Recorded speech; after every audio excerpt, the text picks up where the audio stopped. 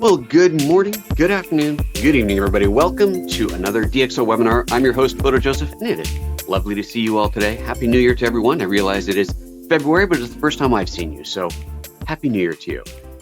We are going to be going through kind of a pretty high-level picture today of PhotoLab and the Nik Collection. The webinar is titled Easy and Efficient Workflow with DxO PhotoLab 4 and the Nik Collection 3 by DxO.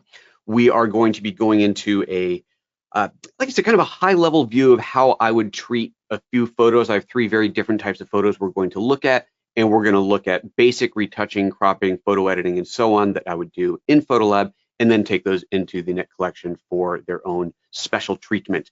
And I think you'll see, as we go, a lot of what we do is going to be subjective, right? Because photo editing is very much subjective. Is this what you would like to do? Well, maybe not. You might look at the image and say, ooh, I'd actually prefer if you went darker or less saturated or something along those lines, and that's perfectly fine. That's the beauty of photo editing. You can do it however you want to. I'm going to be showing you how I want to do it because it's my show. That's how it gets to go. Again, pretty basic agenda. Edit and fix your images first with PhotoLab, cropping, removing spots, and so on, and then bringing the images into the Nik Collection for the final piece. As I said, I have three images. What I'm going to do is go through one image at a time. I'll go through the image and then jump out for a Q&A period, jump back into the next image, back out to Q&A, and so on. And we'll do that throughout the show to work on all three photos. So as I said, three different photos that we're going to be working with. I'm going to start with this landscape photo. This is Joshua Tree, in case you're wondering. And then we're going to do a travel photo. We'll call this, there it is. We'll call this travel, kind of portraiture, but it's really a travel photo. So that's this one. This was shot in India. And then the last one is this kind of fashion stylized portrait thing. I don't know what you want to call it, but it's totally different than the others. So this is what we're going to work with. So we're going to work with three very different images, take three very different approaches to them, and see what we come up with. So let's start off with the landscape here. This is straight import. This is reset. Just double check that. Yep, the reset button is clicked. So I haven't done anything to this image. But as many of you who are a bit familiar with PhotoLab already know, that when you first bring a photo into PhotoLab, it's not just the straight raw image. This already has some work done to it. And I can tell what that is by going into the preset menu and looking at the general purpose presets up here at the top. And by default, it has this preset called DxO Standard that's been applied to it. In fact, if I leave here, and we look through the different adjustments, you'll see that there are, in fact, I'll just turn all these off. A lot of these are already turned on or already enabled. So smart lighting has been applied, a little vignetting or de-vignetting, white balance, color rendering, denoising, lens sharpening, chromatic aberration, cropping, which has to do with the automatic distortion from the lens correction. So that's kind of recropped back into its original aspect ratio. And all of this has happened automatically. And if you want to see what the image would look like without any of that, then the way you do that is you click on no correction. And so when I go to no correction, now we see the true original raw image. If I hit the compare button now, it's going to, well, I'm not going to show us much of all, but we'll go ahead and reset that and it'll go back to the way it was. But you can see that there is that bit of correction that's happening there. The lens distortion, some exposure adjustment, and so on. Now, I'd like to point out two things about this. First of all, this isn't always better.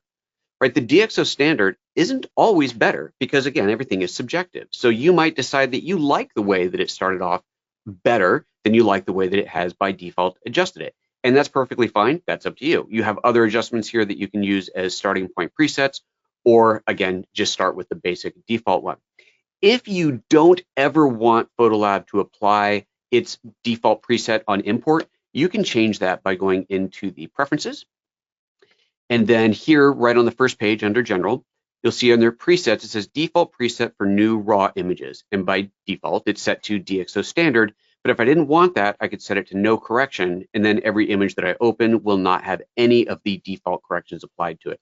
Usually, in my experience, for my preference, usually the DxO Standard is preferable. Not always, but usually. So I leave it on, but I always go in before I do anything to my image as part of my first step is I'll click on No Correction and see if I prefer that. And sometimes I prefer part of it, but not all of it. So I might go through the other adjustments in here and find something that I want to back off on or turn off in there.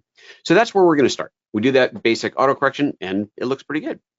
The next thing that I would do with any photo, especially one like this that's got some highlight areas that might be a little bit blown out, let's get in a little bit closer in here, is I want to find out what data I actually have. What am I working with in here? If I step back, the overall image is clearly pretty high contrast, right? I've got these shadow areas in the foreground here with a bright sun in the background. So I've got a really high dynamic range scene to work with here. It appears to have captured everything, but I want to be sure. I want to be sure before I spend a bunch of time trying to recover details in these rocks here and these rocks over here, that there's actually data in there. So the way that I do that is I always go to the basic exposure compensation first. Let's open this guy up. And I'm not trying to fix the image right now. All I want to do is see what's there. So I'll grab that slider and I'll crank it down, for example. And I do that and I can see, okay, yes, there is plenty of detail here. Same thing over here. Maybe there's a tiny bit clipped in here, a little bit of texture perhaps, but certainly nothing I can't live without. So I am satisfied at this point that I will be able to recover any texture or detail in here that I want to. And this might go the other way around. I might be working with a dark image and I want to see what kind of shadow details. In fact, let's pretend that, let's find a dark area here. Let's pretend that this dark spot under the rock in here was super critical to my photo. It obviously isn't here, but let's just pretend that it was. Do I have data in there? Well, I could take my exposure slider and drag it up and drag it up and drag it up, and I go, yeah, there's some texture, but by the time I get it really up there, it's super noisy. So I probably am not going to be able to recover that. So I might end up taking a different strategy, a different approach to my image, knowing that I can't recover detail out of here. But in my case, knowing that I can recover detail here, I think we'll be good to go. And yes, that is soft and out of focus out of there. It's actually quite a shallow depth of field photo, surprisingly, but that's what we've got to work with there. So, all right, so with that said, now that I know that I have my highlight details in here, and I know that I've got shadow details, well, at least wherever I want it, now it's time to start playing with the image. Now, as I pointed out in the beginning, it is pretty high contrast, pretty high dynamic range, a lot of shadow, a lot of highlight in here.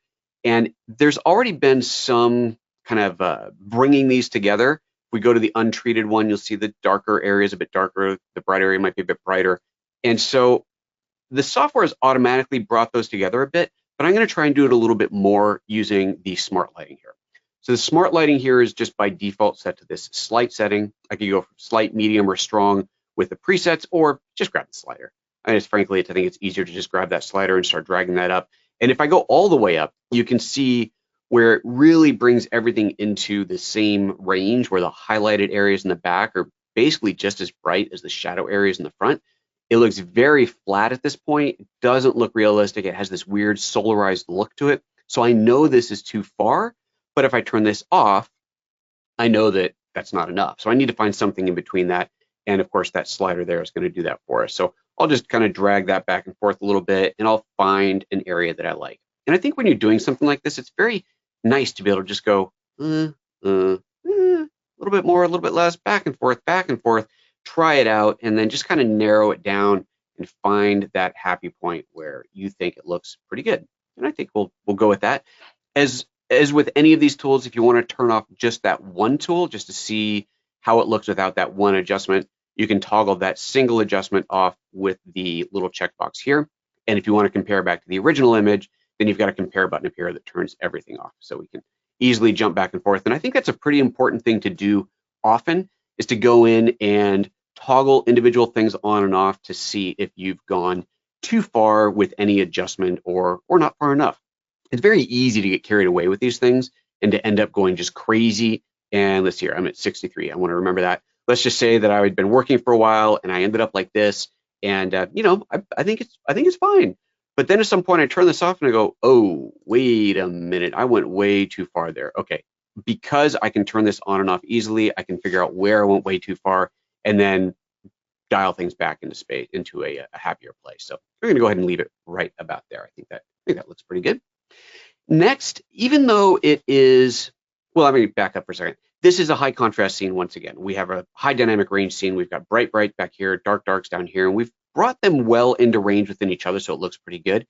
But by doing that, things have gotten a little on the flat side. I feel like I need a little bit of contrast in the details, in the shadows in here. There's a lot of different approaches to this. The approach that I'm actually going to use here is clear view. Now, Clearview is really designed more for a hazy scene. This is clearly not a hazy scene. You couldn't have asked for a clearer day. But in this case, this Clearview is actually going to do something kind of interesting to the photo. And if I back this down back to 0 and start to dial it up a little bit slowly, you see that micro contrast coming in. And if I go too high, then once again, we get too much. I mean, it may look kind of cool in some of these textured areas on the water, but like the snow just looks kind of dirty in here. The rocks just have too much texture. So we know that we don't want to go this far with it. But this Clearview, again, even though it's designed to cut through haze, is actually doing something quite pleasant to this photo in here. So I'm going to bring it up just a little bit. Don't want to go too far in there, but I like that. Now, overall, I feel like it's suddenly gotten a bit dark, and that is this Clearview has made the whole image feel a little bit darker. So now I'm going to go ahead and brighten the whole thing up a little bit. Let's take the exposure correction and just bring it up just a touch, just a little bit in there. And once again, let's do a quick little compare back to where we started. Okay, we're moving along here. We are definitely making some progress in here. The shadows, looking at the shadows, do I want to raise the shadows? I think we're probably okay, but once again, it can't hurt to try it. So let's narrow this down to our exposure tools. Let's see, there's the selective tone. And do I want to bring my shadows up? And I can pretty quickly determine that I don't. If I do that, things get really flat again.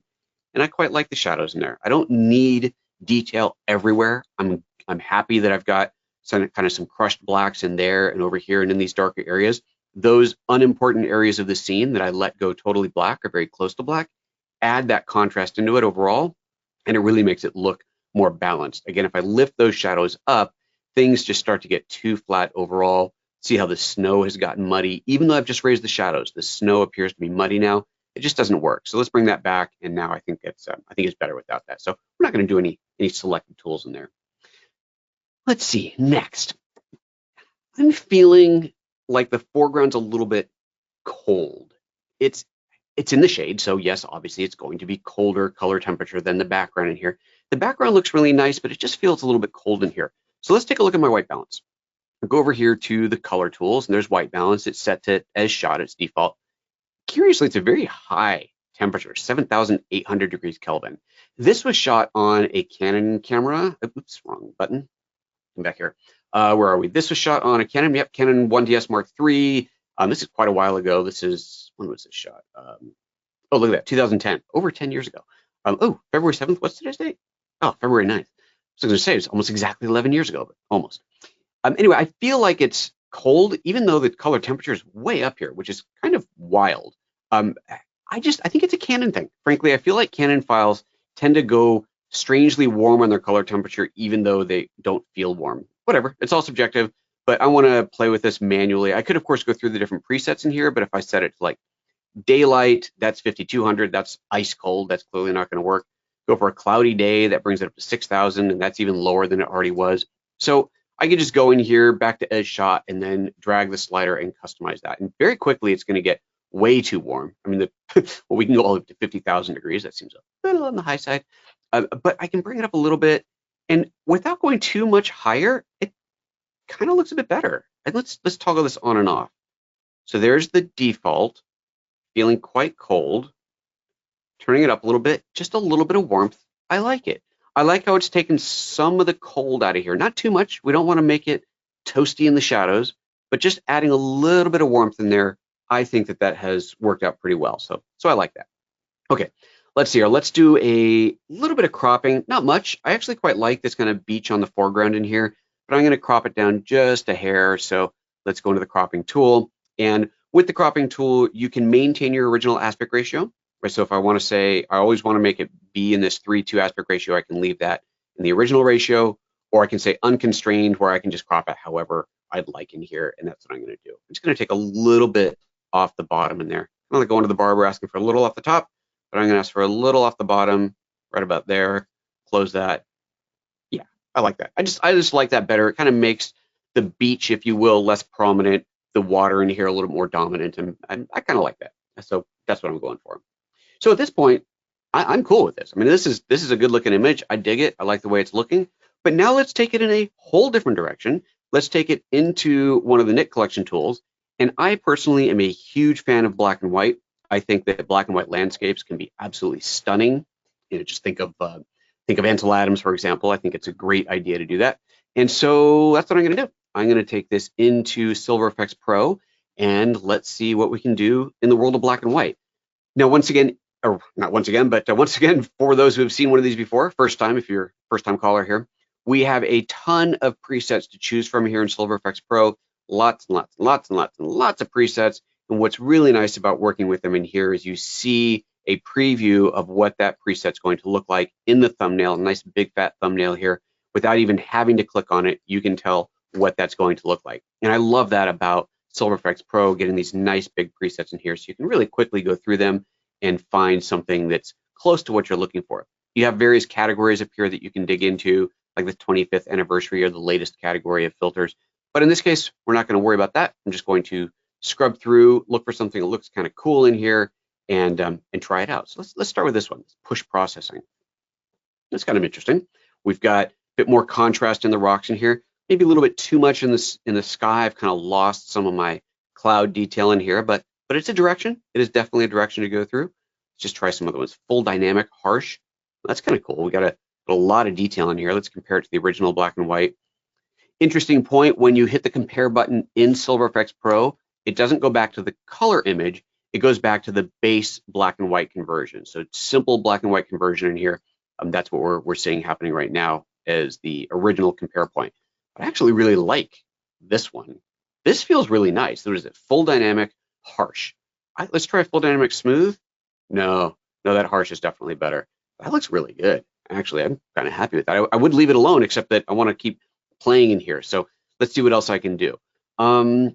Why don't we, well, let's just take a look at some of the adjustments that have been applied. If I look over here on the right, you'll see all the different adjustments that have been applied because of this preset, the full dynamic preset. And this is a good way to learn what the tool is doing, is to simply go through here and see what's been done. So it doesn't look like any brightness has been added, but definitely some contrast has been added in here.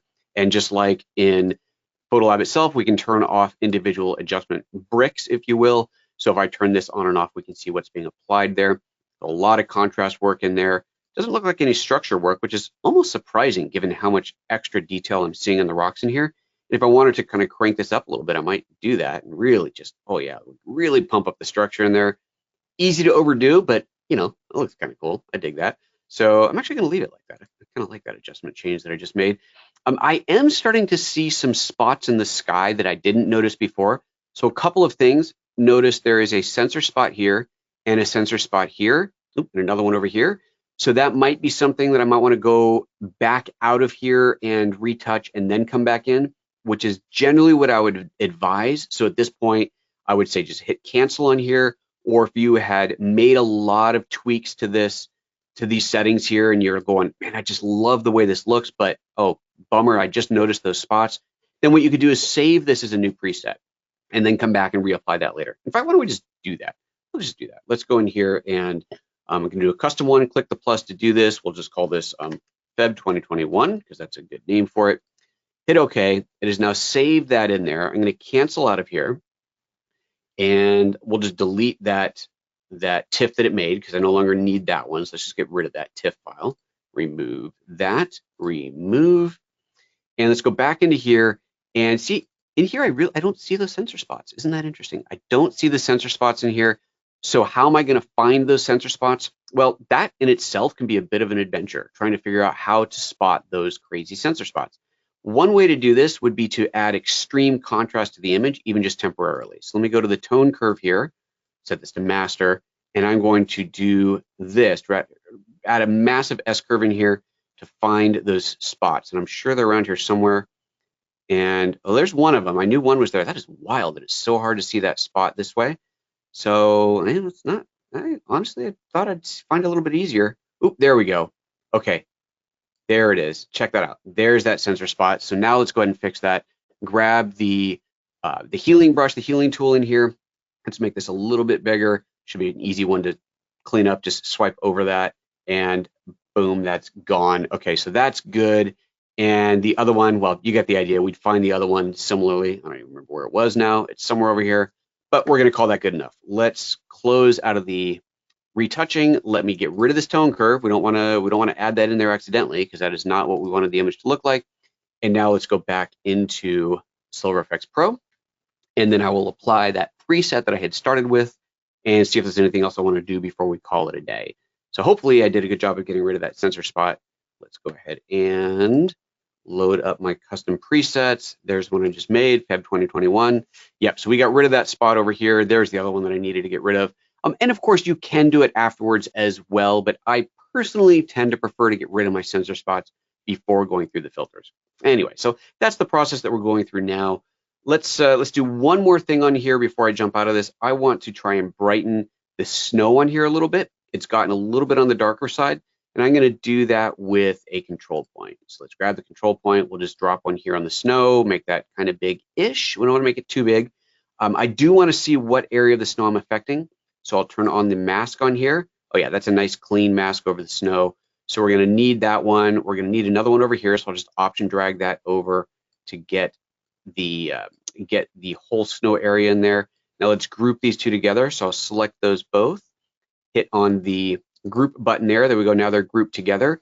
And I could also protect some of these other surrounding area from the adjustment I'm about to make. But I think it's going to be okay the way it is. We'll find out in a moment. Let's turn off the mask. Back to that selected. I'm going to take the brightness, bring that up a little bit, and that is brightening up that snow. We've got a little bit of contrast in there as well. Brightening up that snow in there. Yeah, I kind of like that. And leaving most of the image alone. It has brightened up some of the surrounding area, but I think I'm okay with that. Let's toggle that on and off. Yeah, that's totally fine. And I like that. I just like that little extra kick of brightness in the snow there. Okay, I dig it. I'm good with this. I'm happy with it. I like it. Trying to make up my mind. Am I really happy with it? Ooh, let's do one more thing. Let's knock down some brightness on this rock right there. Let's add another control point to that spot of the rock. Let's make this smaller and just take the brightness down on that just a little bit. There we go. Just to add a little bit of darkness into that spot. Now as we do a compare back and forth. Yeah. Oh yeah, I like that a lot. Okay, I'm gonna apply it. I'm good. I'm happy. I hit on save. Now remember, if you wanted to be able to go back and re-edit that, there was the checkbox there that I didn't check that time that would allow me to return and re-edit that photo later, but I'm gonna be happy with this the way it is, so we'll just let that finish updating here. And there we go. There is our black and white landscape. So two nice versions of the image, a color one that is beautifully balanced, warmed up a little bit. I've done a little retouching in there, done a little cropping, and then that black and white version of that I like really, really well as well. I think that's pretty cool. All right. That concludes the first one. Let's go ahead and jump into the questions here and see what has come up while I was babbling away in there. Someone has asked, does raw editing work the same as working with TIFF files? No. It depends on what part of raw processing you're talking about. So within PhotoLab itself, when you bring a raw file in versus a TIFF, let's say that it's a TIFF that maybe you processed a raw in some other app and brought it in, or maybe it was a scan. A scan's a good example of that. You had a negative scan at a high resolution as a 16-bit TIFF file. There are things that you can do the same as you can do with raw, and some things you can't. Within PhotoLab specifically, it looks at the metadata in the raw file, and it knows what camera it was shot with, what lens, what focal length, what aperture, and everything else it was shot with. And it goes back to its database of corrective adjustments that are built into the software that it knows need to be applied or should be applied to a specific camera and lens combination. So let's say, for example, that you're shooting with some, let's say a 14mm lens that is has a little bit of chromatic aberration. It's a problem in the lens. It's a physical process in the lens that all photos get a little bit of chromatic aberration out of this. Well, PhotoLab, over the folks at DxO, will have profiled that lens and built a correction into the software that once the software can identify what that photo was shot with, will apply the appropriate corrections. That's not something you get with the TIFF file. That can only happen at the raw level. So those type of things will only happen with raw. They won't happen with TIFF. If, however, you're thinking about things like highlight and shadow recovery, then yes, you can get the same amount of data out of a raw file as a TIFF file, as long as that TIFF file is sufficient bit depth. So if your camera shot let's say a 14-bit TIFF file, 14-bit raw file, and you then converted that into a 12-bit or even an 8-bit TIFF file, then you would be losing a bunch of that data. If, however, you converted it to a 16-bit TIFF file, then you would have all the headroom that you needed, and all that data would still be there. You'd be able to recover those highlights and shadow details. So there's two different approaches there. So the simple answer is no, they are not the same. If it's only highlight and shadow recovery that you're concerned about, as long as the TIFF file is sufficiently high enough bit depth, then you will be fine. Next question. What you are adjusting to your eye is on your screen, correct? How will that translate to when you print an image, print an adjusted image? Will a print necessarily look the same? That is a really good question. The easy answer is no.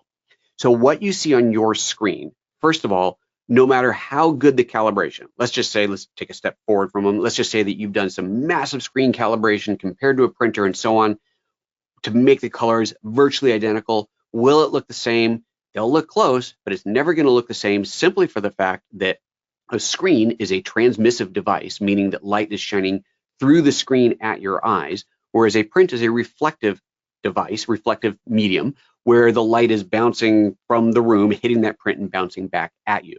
So right there is a fundamental difference, which means that they will never be identical. So identical, out the window. But can you get it close? Absolutely you can.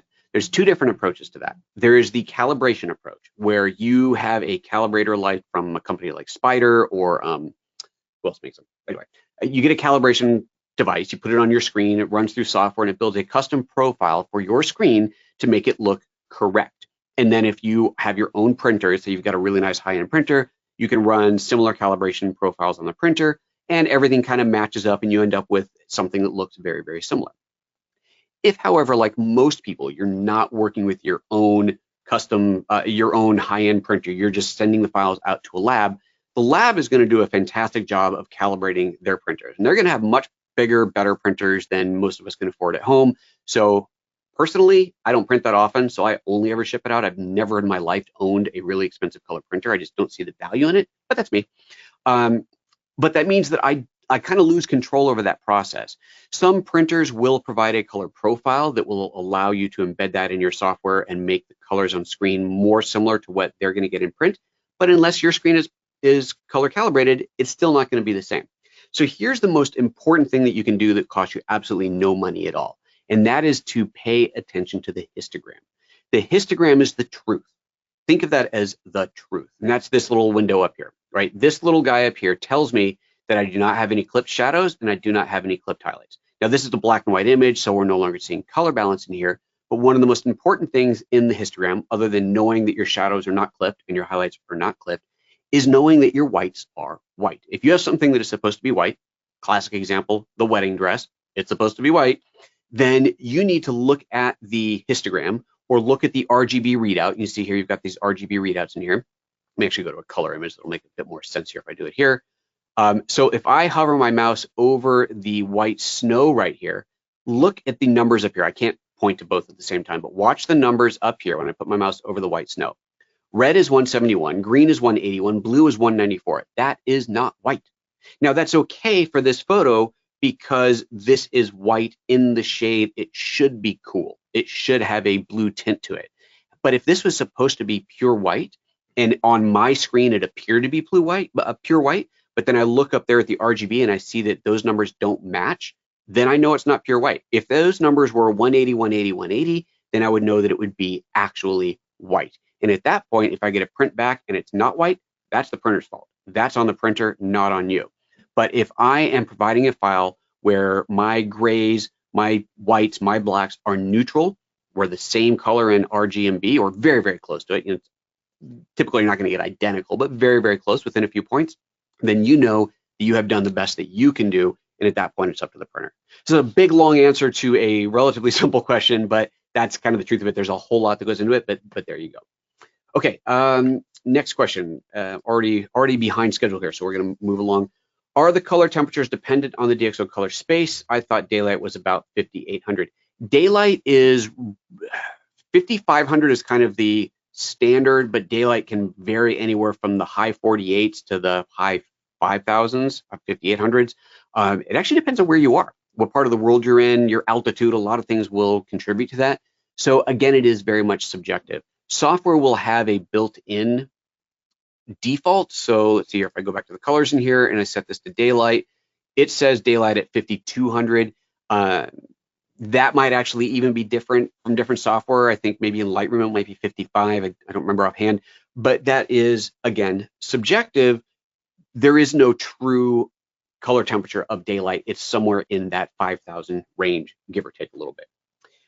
Next question, instead of brightness for the snow, why didn't you use amplify whites? That's a perfectly valid way to do it, absolutely, as well. No reason that I didn't. It's just that there's a lot of choices in here to go with, and that would be a good one. Let's actually, we're talking in the Nik collection itself, so I'm not going to go back into silver effects. But yes, the amplify whites option would be a great way to do that as well. It might have even worked better. One thing that did allow me to do by using the control point is isolating it. So, or I guess there's also the amplify whites in the control point. So yeah, different approaches, no wrong answers. Okay, one more question. Can you reapply the same Nik settings to the same image after it was edited again in PhotoLab? Well, I think we answered that by saving it as a preset. That's the easiest way to do that. Save it as a preset, cancel, come back in once you've done whatever correction you need to make, like in my case, the retouching, and then reapply that preset and continue on where you left off. And then you can just delete that preset if you don't need it anymore. So it's kind of an easy way to save those settings. All right, let's move on to the next image. I'm going to turn my camera back off. And next up is this photo here. I personally, I absolutely love this photo. It's one of my favorite photos from this trip to India. And to me, it has this very National Geographic feel to it, from the cropping of the framing, I should say, not the cropping, the framing of the photo to the colors. But looking at it right now, it feels bright. It feels too bright to me. And I look at the settings and I go, well, it's reset. So that's kind of interesting, because I'm pretty sure when I shot this, I shot it a bit darker than this.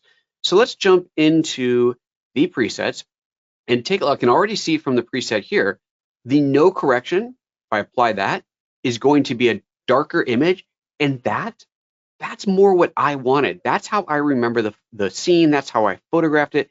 So in this case, remember in the beginning, I said sometimes that default correction is not what you want. It is doing, the software is doing an auto balance. It is trying to figure out what it thinks the scene should look like, but the software is not creative. It doesn't know what you wanted. So sometimes it does a great job, and sometimes you go, you know what, no thanks. I want to start back with my original, the way that I shot it, more true to the way that I shot it, and that's what I'm going to go with. So that's what we're going to go with. All right, so what am I going to do to this photo? It doesn't need a lot. I like the exposure.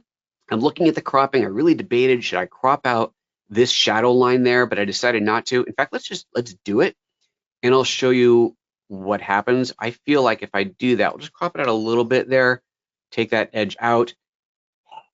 I feel like it's kind of unbalanced now. The image is very bottom heavy.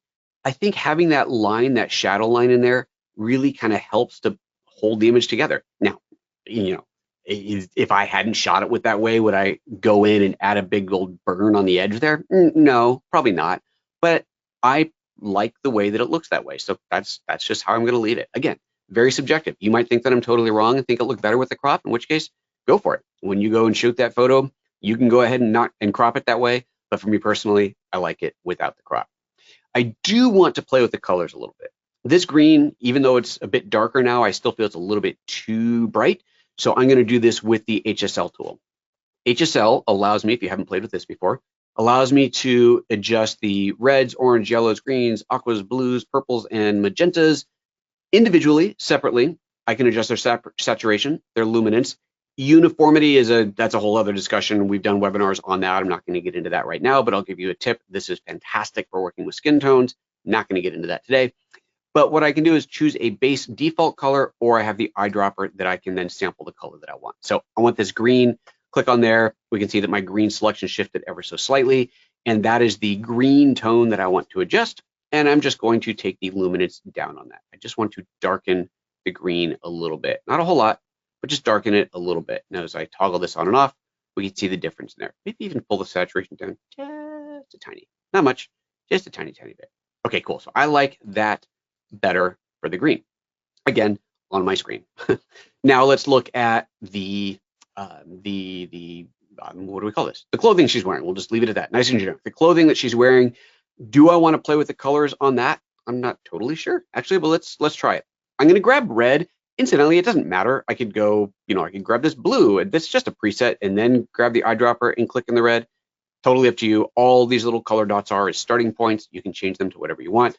but now I've selected that reddish. And let's see, do I want to maybe make it a little bit darker? Maybe I want to make it a little bit brighter. A little bit darker might be okay. Saturation, when I'm bringing it down, bring it up. Oh, actually, I kind of like bringing it up a little bit. So a little bit increased saturation, a little bit darker. Kind of dig the way that's going. If I toggle this on and off, we can see the changes in there, and I like it. I like it. I think it looks pretty good that way. There's, again, not really much that I need to do to this image. I like it the way it is, but there is one other interesting thing that I noticed. Let me go into the, let's get rid of this. Let's go into the one-to-one view, go up nice and close. Now look at her face on here. Look at her nose. Even looking in the background, I can see there's a little bit of noise in here. That's fine, a little bit of noise.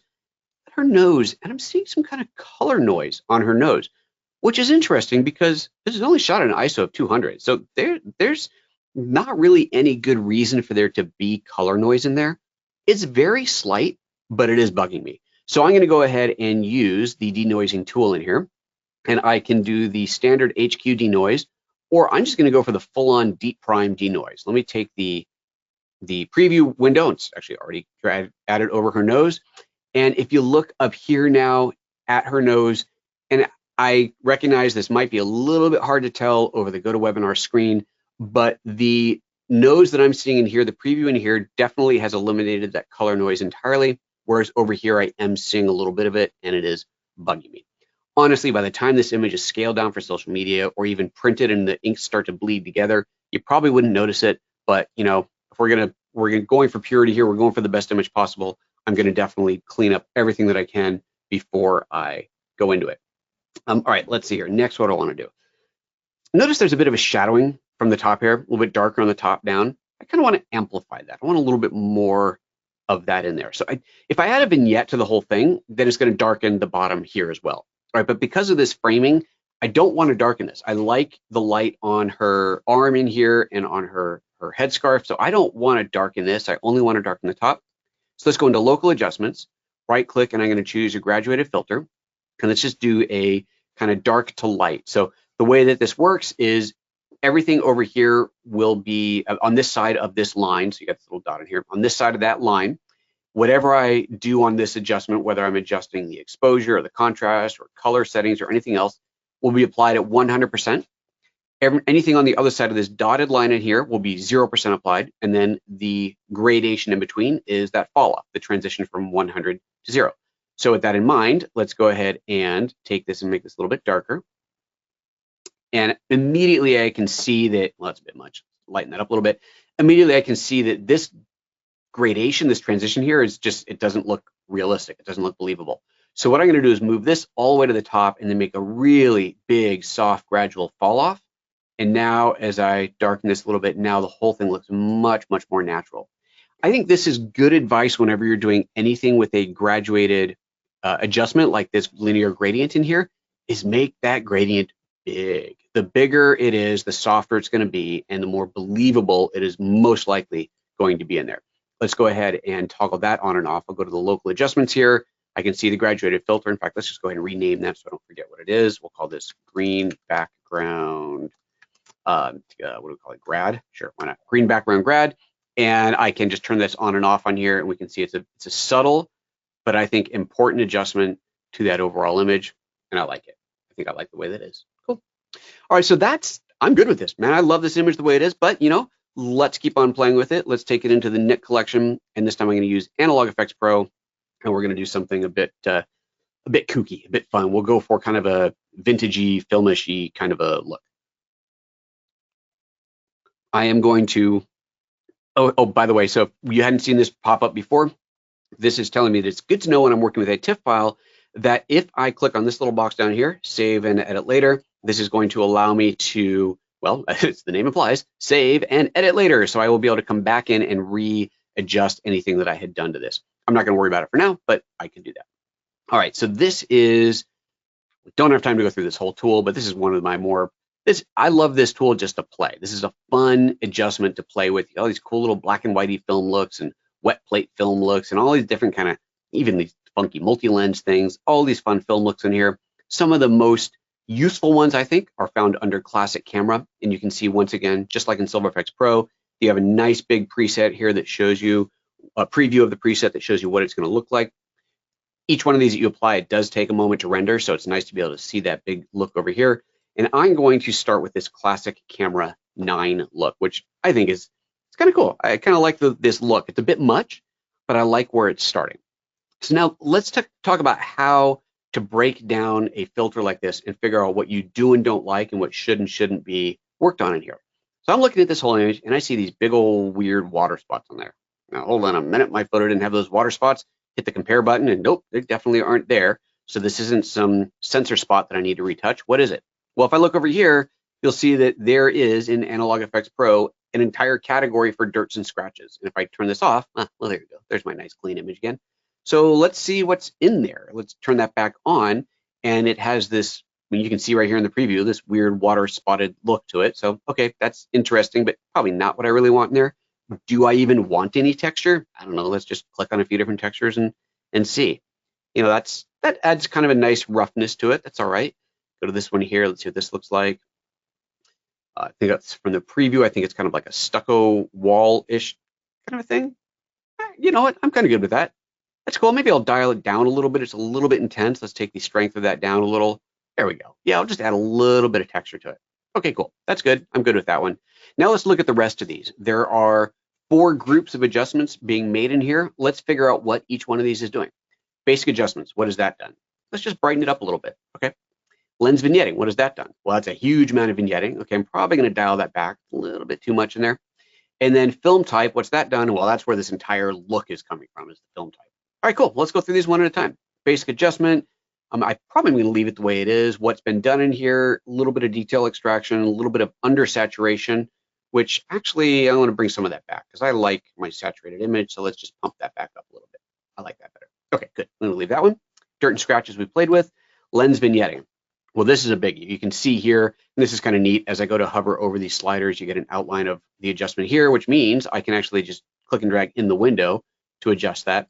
Let's see here. Let's make this a little bit bigger and position it down low. I don't want vignetting to happen on the bottom there like we discussed already. I've already darkened the top of this, so I really don't want to do too much, but you know, maybe a little bit more is not going to hurt. So we'll just do a little bit more vignetting in there from the baseline, so backing it off from the preset. Actually, having a little bit around the edges here is not such a bad plan after all. So yeah, I like that. It's subtle, but I like it. All right, next, film type. This is where the big one is. There's a lot going on in here. There's these different color presets that I can apply. They're kind of a color gradient that's on top of the image, but I did like the way that one started. You've got this neutral versus faded slider. If I take it down to neutral, we're basically going back to a kind of a high contrast version of where we were. Faded is, of course, fading that up, meaning the black points are getting raised up. I like the faded look. I think it's a little bit too strong, so we're going to back it off just a touch there. How about some grain? I like grain in there. Let's do grain, but whenever you're going to play with grain, always go into 100%. So let's take the grain. If you've never played with the grain filter or grain slider before in PhotoLab or in any of the DxO apps, grain per pixel, the highest number means that it is, I guess I should have turned off notifications. Grain, the highest number means the highest amount of grain, which means the finest grain. As I bring this down, you see more and more grain coming in. So that's how that works. So we want to find a kind of a happy medium in there. You can make that a little bit softer or a little bit harsher grain. We go for something a bit soft, maybe not quite that much, just to add a little bit of that grain texture in there, and I dig it. Toggle this on and off to see the before and after. I like it. Zoom back out, and overall, I think it's a pretty cool image. I dig it. I'm going to hit save. We're going to be done with that one. All right, time to jump into the Q&A once again. There's a couple more questions that have come up, and then we're going to wrap it up with our final image in here. When using local adjustments, can you drag the menu bar for the various adjustments to the side of the screen instead of having it appear on the photo?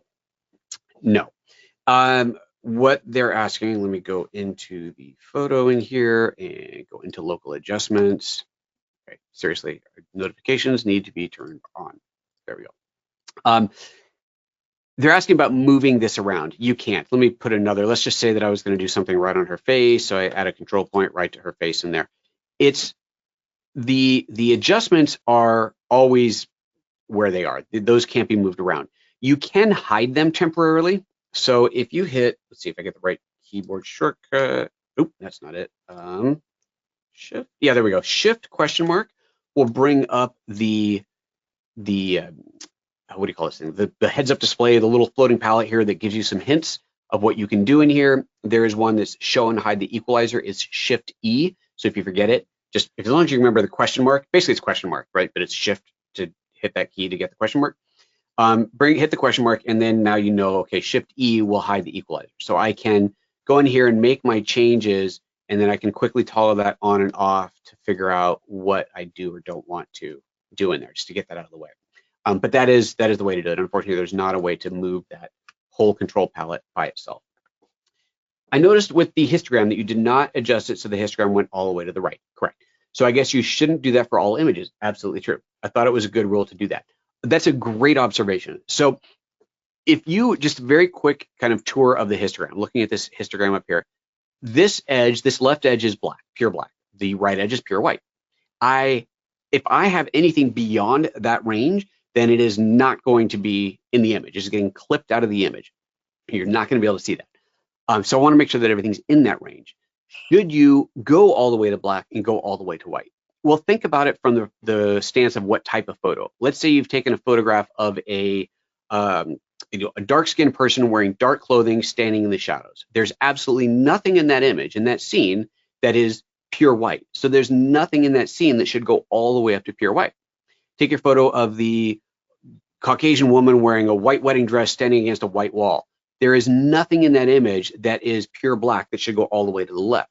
So it's not about making sure that you have something from full range of pure white to pure black. It's not about that at all. You definitely don't want to go beyond that because you will lose details. Or I shouldn't say you don't want to go beyond it. You just have to be aware that if you do go beyond it, you're losing details. So things like specular highlights can get blown out. They're gone. There's no texture there anyway. The darkest shadow that you don't care about the texture in, that can go to pure black. That's fine. But if you want there to be visible texture in there, visible detail, it has to be within that range. But it doesn't, the whole scene does not have to go from pure black to pure white. It doesn't always make sense. So this scene right here, there is nothing in this scene that should be pure white. If I look at this image here, we see it's predominantly in this darker shadow area. If I was to go in here and adjust it to make it stand out, so let's get out of local adjustments here. I'm going to brighten it up so that I do go all the way to the edge on here. Oop, wrong tool, not smart lighting, exposure. Here we go. Take that up. See, I'd have to go pretty far before that happens, and now the image is just bright and kind of washed out, and that's definitely not how I want that image to look.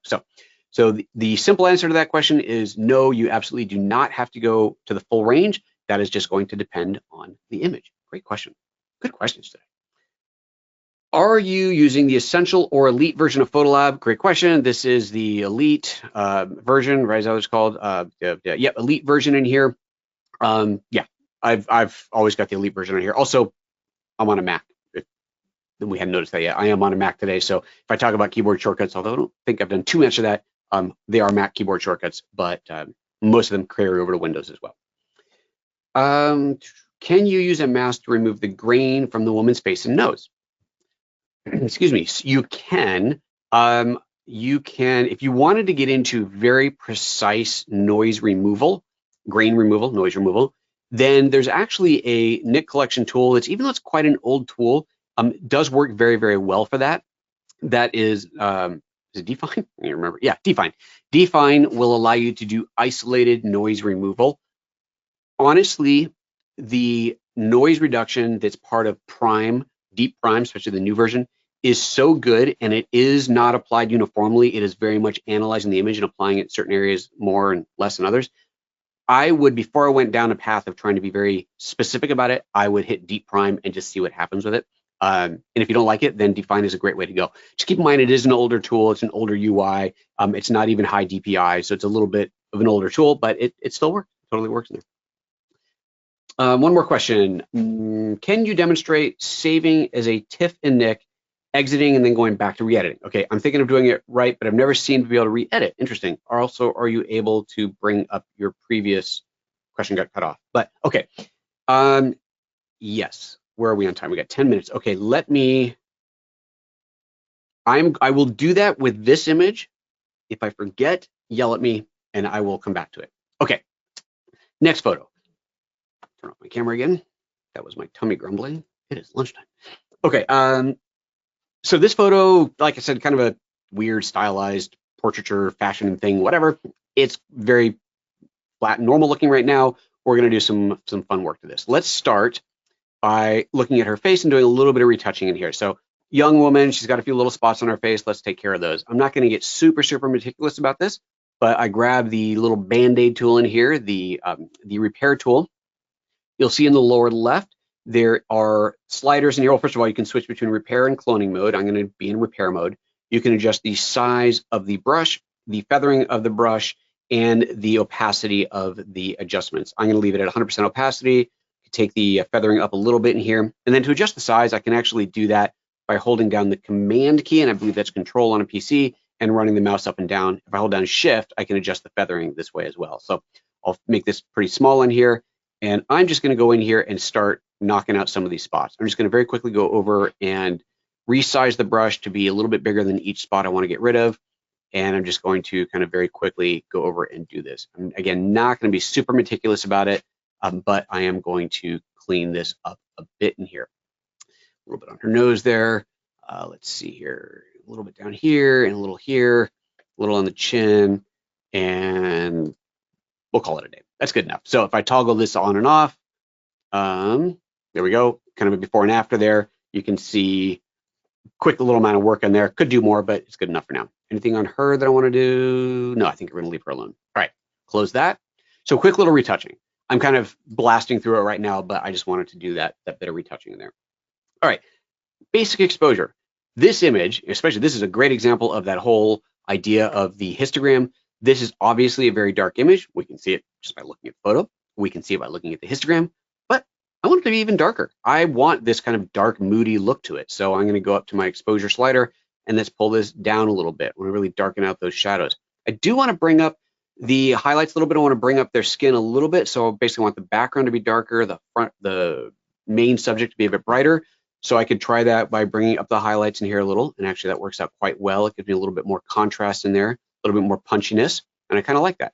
Again, comparing before and after, getting some of that punchiness in there, digging it, looking good. Check out this background in here. It's kind of interesting and it's a little bit hard to see, but I was there, so I remember exactly what it was. We're inside of this warehouse kind of a thing. It's a bit smoky, misty, dusty, whatever. These are holes in the wall. Like, I don't know, someone shot a gun at it, who knows, but there's holes in the wall. And these little white lines, those are actually sunbeams coming through, which is kind of a fun thing to play with. I want to enhance that a bit. Now, I know that I'm not going to be able to go crazy with the enhancing of it, but I do want to bring some of this texture, some of this background into the scene. Even though the scene is clearly about them, their environment is an important part of this. And so I want to enhance part of this environment. I'm going to try this with a local adjustment. I'm going to go for a graduated filter. I'm going to drag this out, and I'm actually going to be very careful to align my gradient with the lines in the wall in here, just to help make things kind of blend together and be believable. I might end up changing my my fall off there a little bit later, but I think we're going to be okay. Now I'm going to play with these different sliders, and again, I want to make that those sunbeams really pop out. So what do? Is it exposure? Well, probably not. That's probably not exposure. Is it going to be contrast? Well, contrast, I mean, it makes the darkers darker, but the highlights aren't getting bright enough. Let's try maybe the highlights. Bring the highlights up a little bit, and there's not much highlights to work with in there, so it hasn't really done a whole lot there. And I'm just going to kind of keep playing with this, and I'll talk through it a little bit, but we'll find what it is I'm looking for. Micro contrast is bringing some of that texture in. That's pretty cool. Actually kind of like that. I'm going to bring up my mids a little bit, maybe a touch. It's actually doing a nice job of bringing up some of the smoke down at the bottom in there. Anything else I want to do on that? See here, shadows. No, I definitely don't want to mess with the shadows. I like those the way they are. The black point is dark enough. Don't want to mess with that. I think it's pretty good like that, actually. Let's just close that, go over to the local adjustments and toggle that on and off. And yeah, actually that works out really well. It's done a nice job of pumping some of that texture into there that I wanted. Okay, so I like that. Now let's play with the color. I think I want this scene to have this dark, moody, kind of a very cold look to it. Lots of different ways to go about this. Personally, I really like working with tone curve. How does tone curve affect color? I mean, tone curve is just brightness and contrast, right? If I do this, I've added a whole bunch of contrast into the scene. Well, let's delete that point, delete that point. you can change your curve to adjust just the red, green, or blue channels in here. If I want to add some blue into the shadows, I can go to the blue channel, go down here in the shadow area, and just raise that up a little bit. Now I can also flatten out the curve in the middle there so it doesn't add blue into the midtones, or I could even reverse the highlights to kind of compensate for the blue that I've just added into the darker areas, just make sure we don't get too much of that into the highlights. And that actually works out quite well. So remember, the lower I go down here, taking blue away, I'm basically adding yellow. So adding blue, adding yellow, or removing blue. You can look at it however you like. I'm going to pull that down a little bit, kind of like that. Toggle that on and off. We see I've added this nice cold blue into the shadows in there. Digging that. The skin tone, it's okay that it's cool, but it's maybe a little bit too much. I'm actually going to try to play with the white balance on this. Just add a little bit of warmth into the whole image. That pulls those skin tones back up, so that's good. It's got this slightly bluish skin tone without going too far. I like the way that looks. I've got the blue in my shadows. I'm actually going to go back and add a little bit more blue into the shadows in here. There we go. Yeah, kind of like that actually. I dig that. Okay, now let's do a quick little before and after. Yeah, we're really getting somewhere with this image. Cool, cool, cool. I'm going to do something to her eyes. Let's go to local adjustments, 100% here. We're definitely running out of time. Let's go in and add a control point onto her eye there. Let's actually do this at 200% and make this nice and small. And I just want to affect her eye. Let's show the mask on there to make sure I'm just getting the blue of her eye, or at least predominantly the blue of her eye. There we go. That's cool. That'll work. And then I'm going to, here's a neat little trick. You want to add some color into it. Shift the color temperature. Like I can go in and adjust the saturation, right? So there's saturation. I can bring that up, which is going to do something. But if I take the color temperature and make it bluer, make it colder, it's going to add even more blue into that. I'm going to add another control point to her other eye there, just to hit on there as well. And now if I close that out and I do a little preview, let's see, where are we over here? Local adjustments. Come here. Hello. There we go. Control point, if I toggle that on and off, you can see it's added, it's subtle, but it's added that little hit of blue, and I really, really dig it. So that's cool. All right, I like that.